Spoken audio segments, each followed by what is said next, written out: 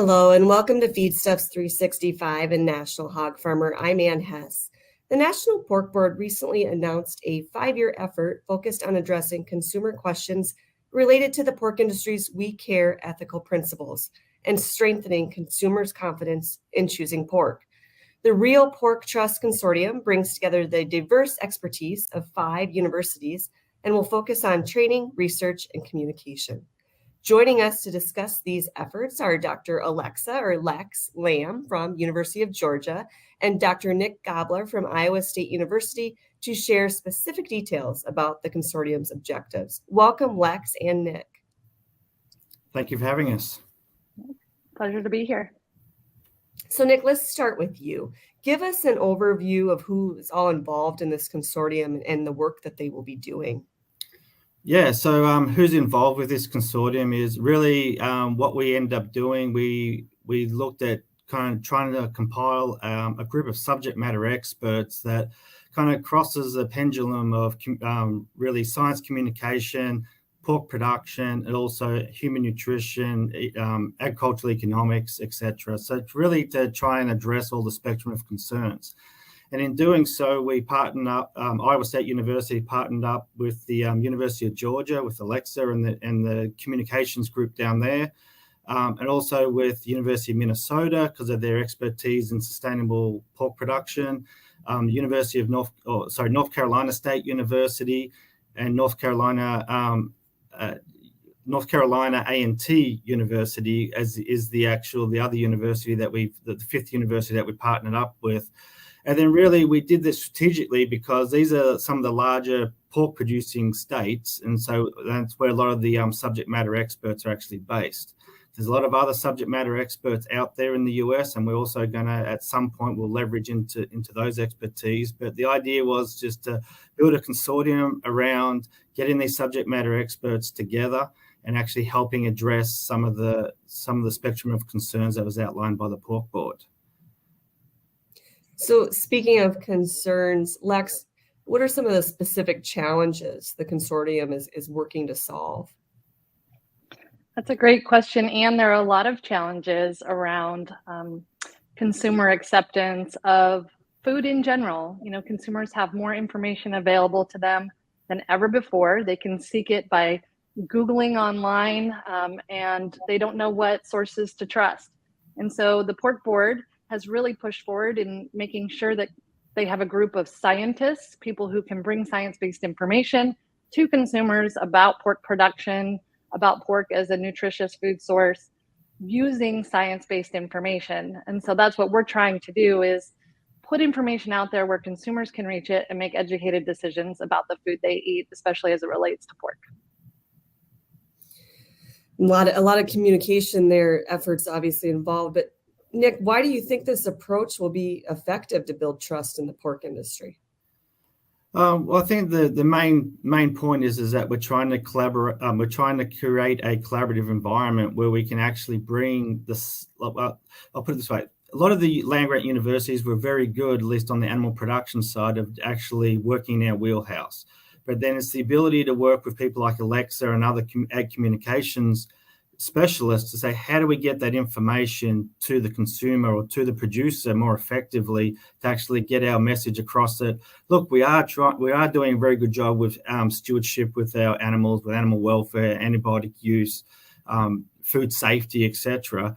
And so this consortium is really trying to kind of bridge the gap between two different scientific spectrums, really, of or at least science communications and actual more kind of classical basic animal production type science and veterinary medicine type science. So I think just having us all in the same room and actually talking about the same topics is actually one of the most powerful things that we can do, because a lot of us are trained up actually to communicate science to other scientists or to the producer, but not necessarily to the consumer and the general public. And I think that's where we can really grow as an industry, and really just a highlight of how good pork products actually are and how good pork production is and what its contributions are to local economies, what it is to the food chain, what it is to society as a whole. And I think that's what's really kind of unique about this whole consortium approach, is that we're bridging these expertise all together.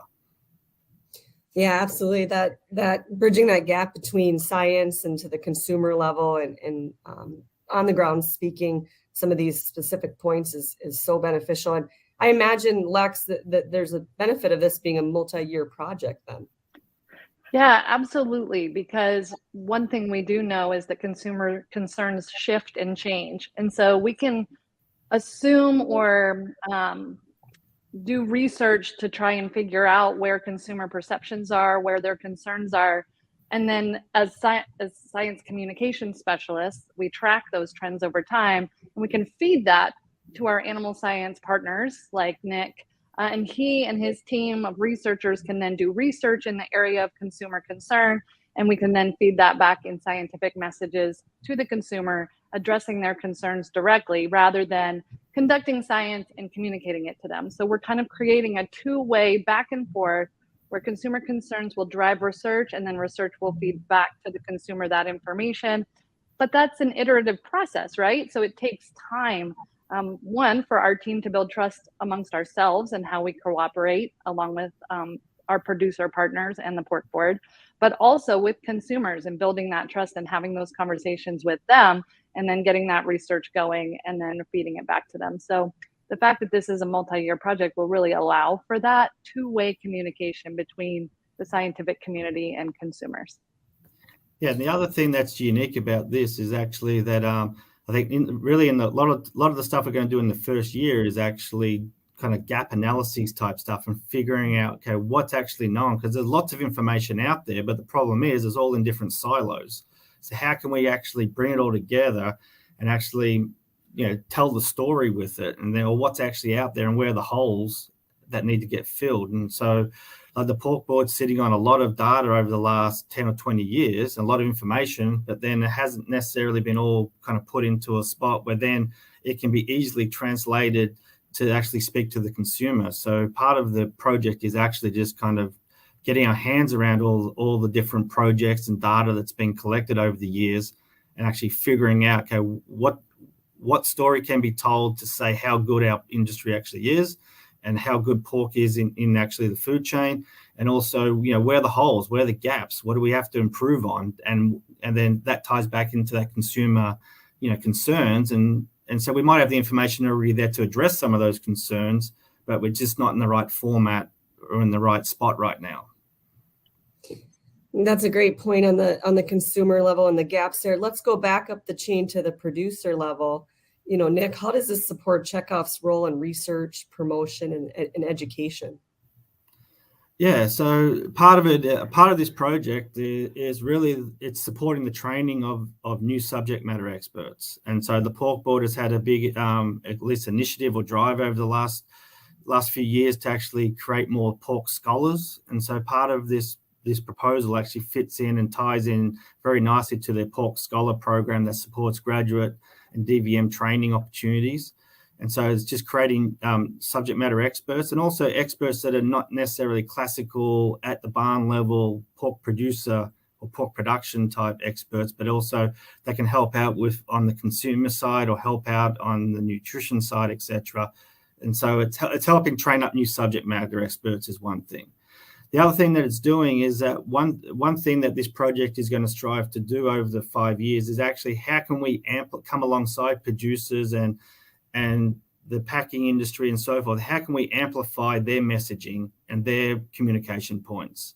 And so we're going to work, we've got some initiatives that we're going to establish that will just come alongside them and say, right, well, how can we help you with your messaging? What tools do you need to actually do your job better? And so that's one of the things that we're going to give back to the producer is actually how can we come alongside you, and then here's some tools to actually help you with your messaging. Because at the end of the day, the local producer is actually probably the best spokesperson for the product. They're the ones producing it. And so therefore, how can we amplify their voices and actually make sure that gets to the consumer more effectively? So that's one of the other ways that we're going to be, one of many ways that we're actually going to be giving back to the producers, helping to amplify their messaging and their talking points. Very important perspective there coming from the producer level, the on-farm level. Lex, University of Georgia, what are you guys most excited about this multi-year project? Oh, there is so much to be excited about, but we've been expanding in the science communication space over the past 5 to 10 years. And this is a big step forward for us in being able to work very closely with an industry that sees the importance of communicating with consumers and helping producers, as Nick mentioned, and training them up to be able to communicate more effectively with consumers. It's like a moving target, and it's what's exciting about my job and the science that I do, is that we're always looking for new ways to reach consumers. They're always on new platforms. There are new things emerging all the time. But this is an industry forward sponsored initiative that really partners bench and social scientists together in such an effective way that allows us to engage in that two-way communication I was talking about with the end user, which is the person who's purchasing pork products. And so that's just very exciting to be a part of a group that's taken initiative in moving the dial, in engaging with consumers directly and being proactive in their science communication efforts. So we're thrilled to be a part of that. As we wrap up the conversation here, I just kind of want final comments to both of you. I mean, anything else you want to share about this project? I mean, there's going to be, I'm sure we'll be talking in the years to come here about different, opportunities there are, or different, points that you've made to consumers and the outreach efforts. I address both of you. Any final comments here on this project? Yeah, I think it's just exciting because it's getting a lot of us to work outside of our comfort zone, in the sense of working with others that normally we wouldn't necessarily cross paths with.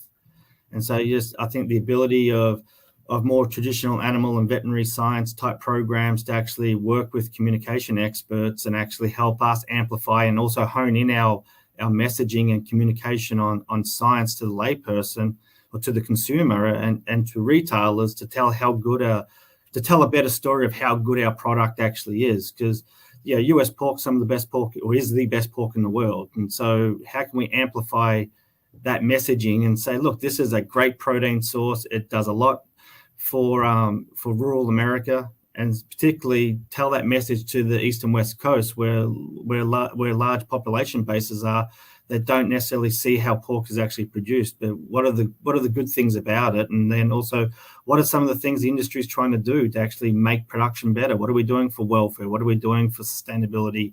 What are we doing for resource management, food safety, etc.? There's some great stories there. We just have to tell it in a way that can resonate with consumers, to then transition or translate to more product being sold or consumed. So that's exciting. Yeah, absolutely. Just to follow up on that, Anne, I think that this is really a benchmark. This consortium that the Pork Board's put together, that we're a part of, is really kind of just the beginning of the ag and environmental science community really engaging more proactively. And I think that pork production is the beginning of that, and that's exciting too, to be part of an industry that's really leading the way in supporting science communication and collaborative efforts like this one. So it's very exciting. Yeah, great point to end on. Just the beginning, and much more to hear from later on and here in the future. Dr. Alexa Lamm, University of Georgia, and Dr. Nick Gabler, Iowa State University, we thank you for joining us today. For you and our audience, we thank you for tuning in. For more coverage and conversations on pork industry related topics, be sure to check out the live and on-demand section of Feedstuffs 365. For Feedstuffs 365 and National Hog Farmer, I'm Ann Hess.